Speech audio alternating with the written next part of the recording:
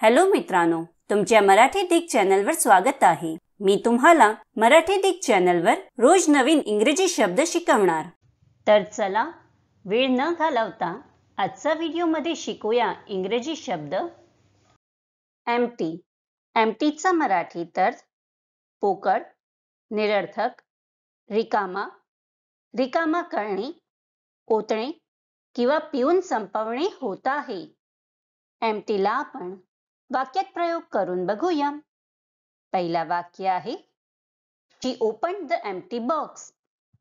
दुसरा वाक्य आहे The streets were empty at night. तिसरा वाक्य आहे I found an empty chair in the room. चौथा वाक्य आहे After the party, the house felt empty and quiet. Friends, व्हिडिओला लाईक, शेअर आणि कमेंट करायला विसरू नका आणि चॅनलला सबस्क्राइब करा।